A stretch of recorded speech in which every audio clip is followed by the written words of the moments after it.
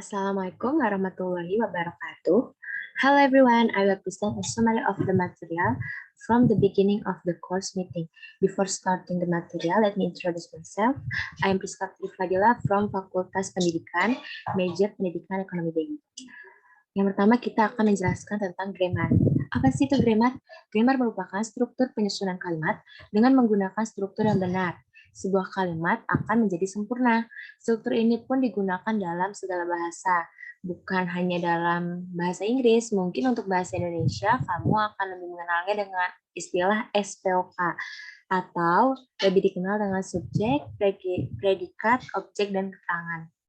Grammar juga merupakan bagian dari sebuah bahasa setiap native speaker pelajari setiap kali.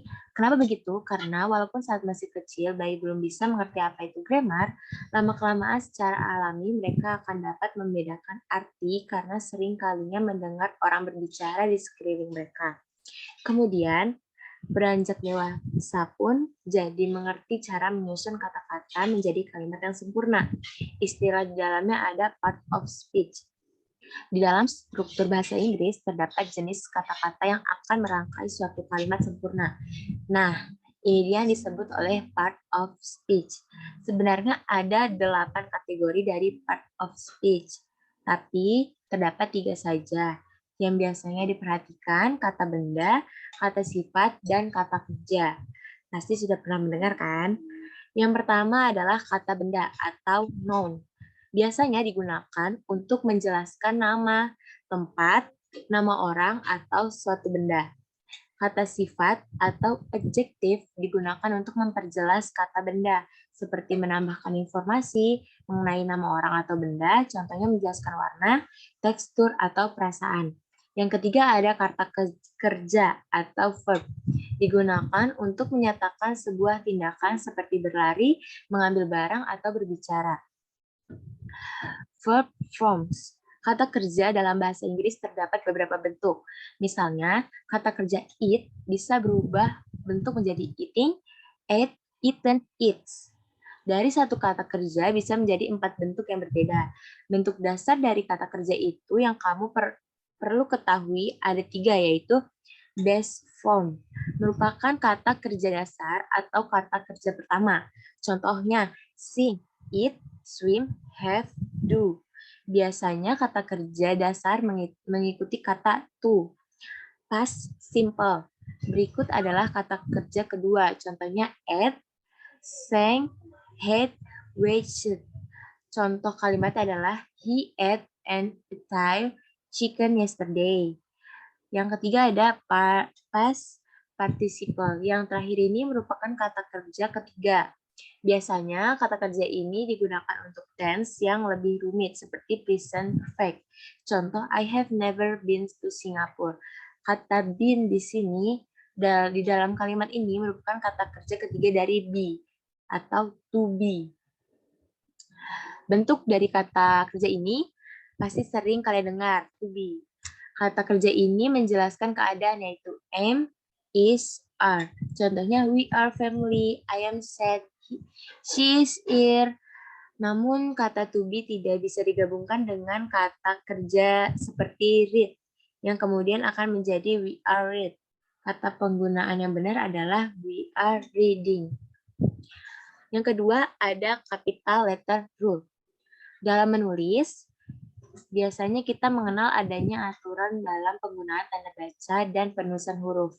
Saat mempelajari bahasa Indonesia di bangku sekolah, kita pasti pernah menjumpai materi tentang penggunaan huruf besar atau huruf kapital. Aturan yang digunakan huruf kapital penting diketahui untuk kebutuhan akademis dan profesional.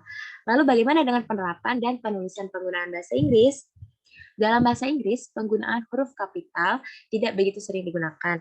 Sejatinya, tak begitu jauh berbeda dengan penggunaan dalam bahasa Indonesia. Jarang sekali satu paragraf atau bahkan kalimat utuh yang seluruhnya digunakan dengan huruf kapital. Sebab kalimat yang tertulis dengan huruf kapital penuh lebih sulit untuk dibaca dan membutuhkan perhatian khusus. Karena itu, kita tidak akan menjumpai satu buku yang ditulis dengan huruf besar secara berkeseluruhan. Mari kita buktikan sedikit. Contohnya adalah accomplishment. lebih sulit dibaca daripada accomplishment. Accomplishment bahasanya itu tuh katanya kapital semua. Itu lebih sulit dibaca daripada accomplishment dengan bahasa atau dengan kata yang tidak kapital. Kita membaca lebih lambat bila menjumpai kalimat yang ditulis dengan huruf kapital. Dan Anda bisa mencoba. Beda dengan membaca kalimat yang ditulis dengan menggunakan huruf kecil meski jumlahnya sama. Dan karena itulah penulisan seluruh kata atau kalimat dalam huruf kapital hanya sesekali digunakan untuk menarik perhatian seperti membaca buku, membaca judul berita, atau untuk menyampaikan informasi penting yang membutuhkan perhatian khusus. Dan sebab membaca tulisan dalam huruf kapital amat sulit, para advokat seringkali menuliskan kontrak atau perjanjian dalam huruf kapital demi menjaga keamanan. Dan kapan sih huruf kapital itu digunakan? Kapan saja huruf kapital itu digunakan? Yang pertama, digunakan saat menuliskan kata ganti orang pertama, I atau aku, meskipun letaknya di tengah-tengah kalimat. Seperti contohnya, I am happy but I am hungry. The phone goes off but I still cannot find it. Yang kedua, menggunakan huruf kapital untuk penulisan awal kalimat setelah tanda titik atau pengucapan. There was a car accident. It was terrible. Then Dylan said, let's see the afternoon. Let's see this afternoon. Gunakan huruf kapital untuk menulis singkatan atau akronim seperti gelar atau singkatan-singkatan. MT or GMT, Greenwich Mean Time. S or US, United States. Yang keempat, gunakan huruf kapital untuk menyebutkan nama hari, bulan, atau hari besar. Sunday, Monday, Tuesday, January, February, March, Christmas, and Eid Fitri. Gunakan huruf kalimat dalam penulisan nama negara, bahasa, kewarganegaraan, dan agama. Japan, Cina, Indonesia, Japan, Cina, Prancis, Buddha, Kristen, Islam. Yang ketiga, kita akan membahas tentang nouns. Nouns adalah kata benda atau seseorang atau suatu tempat atau benda atau suatu benda. Misalnya, person, man, woman, teacher, John, Mary. Place atau tempat, home, office, town, countryside, Amerika. Thing atau benda, table, car, banana, monkey, music, love, dog, dan money. Kata benda dalam bahasa Inggris dibagi menjadi dua.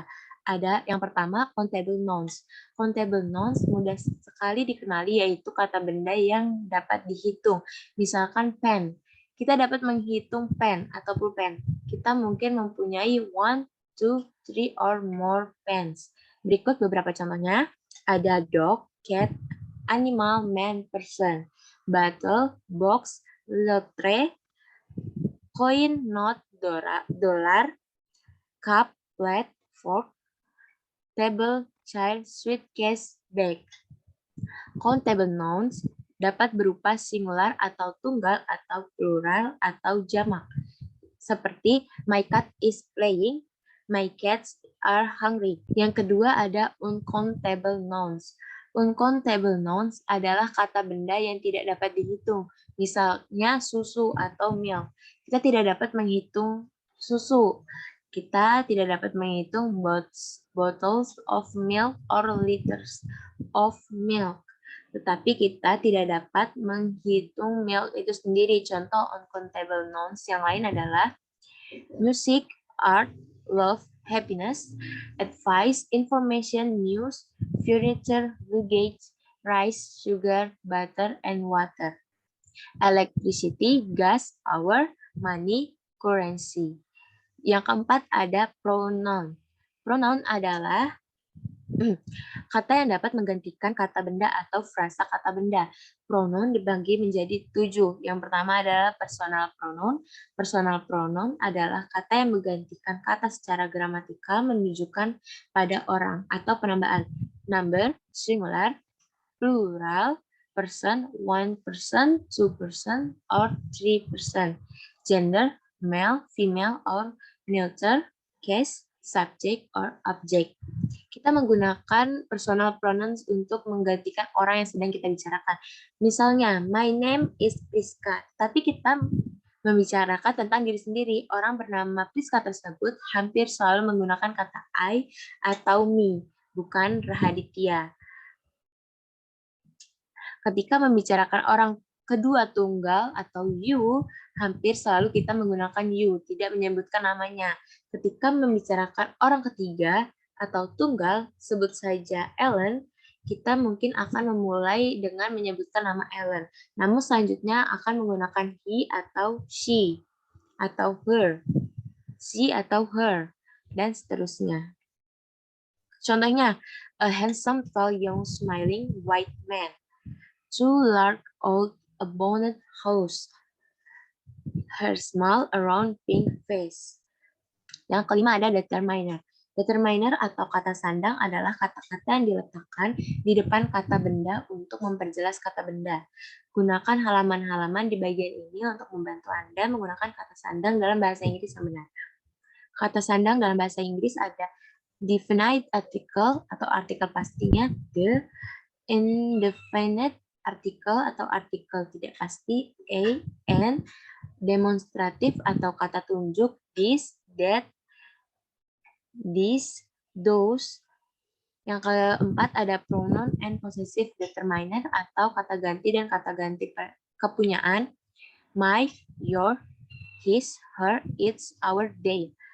Yang kelima ada quantifier atau kata pembilang a few, a little, much, money, a lot of, most, some, any, enough.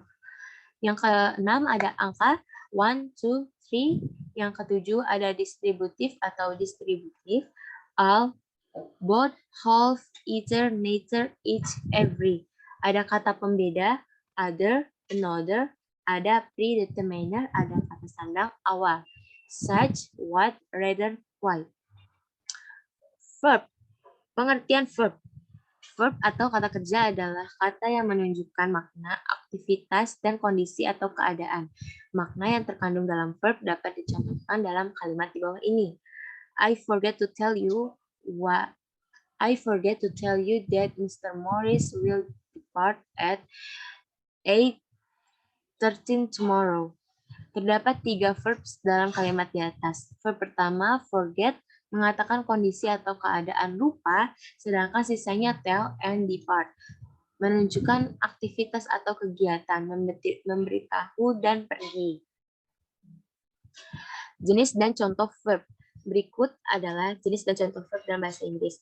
Yang pertama adalah dynamic and static verbs. Secara semantik, verb dalam bahasa Inggris dibagi dalam 2 kelompok, yaitu dynamic verb dan static verb.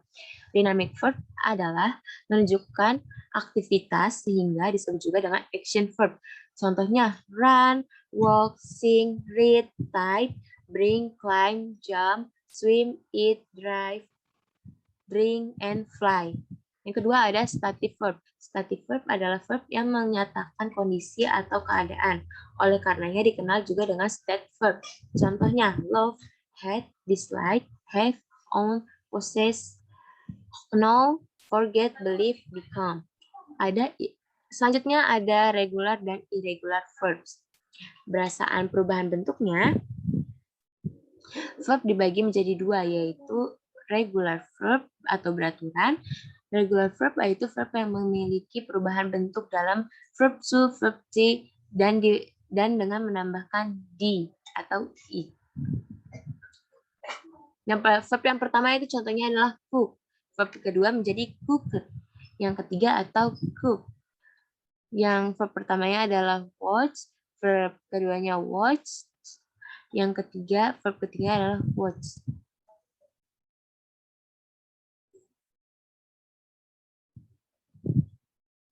Irregular verb atau tidak beraturan. Irregular verb yaitu verb yang perubahan bentuknya tidak beraturan pada verb to dan verb to. Perlu melihat kamus untuk mengetahui atau lihat list of irregular verb. Pengertian simple past progressive tense. Simple past progressive tense atau yang sering dikenal sebagai past Continuous tense adalah tense yang digunakan untuk membicarakan kegiatan yang sedang berlangsung pada momen tertentu. Di masa lalu, kegiatan tersebut sudah dimulai namun selesai pada waktu itu. B. Rumus simple past progressive tense. Dalam penggunaan simple past progressive tense atau past continuous tense, sebelum kata kerja present participle yang diakhiri ing ditempatkan auxiliary verb atau be, yaitu was and were. Di bawah ini adalah rumus yang digunakan dalam kalimat posesif, negatif, dan interrogatif. Singular noun, I, he, she, it, John, Mary adalah was. Plural noun, you, we, they, books, cars, John, and Mary adalah were. Kalimat positif. Contoh kalimatnya, Sally was packing her books into her school bag. Sally sedang mengepak buku-bukunya ke dalam tas sekolahnya. Mom was cooking our lunch when I become home. Ibu sedang memasak makan siang kami ketika saya datang ke rumah. Jenny and I were tidying the classroom. Tidying the classroom. Jenny dan saya sedang merapikan kelas. They were writing letter. Mereka sedang menulis kalimat atau surat. Kalimat negatifnya, contoh kalimatnya, Sally was not packing her books into her school bag. Sally tidak sedang mengepak buku-bukunya ke dalam tas sekolahnya. Mom was cooking our lunch when I come home. Ibu tidak sedang memasak makan siang kami ketika saya datang ke rumah. Jenny and I were not tidying the classroom. Jenny dan saya tidak sedang merapikan kelas. They were not writing letter. Mereka sedang tidak menulis surat. Catatannya, was atau were not bisa disingkat menjadi wasn't atau were. Terima kasih. Maaf apabila ada kesalahan kata. Wassalamualaikum warahmatullahi wabarakatuh.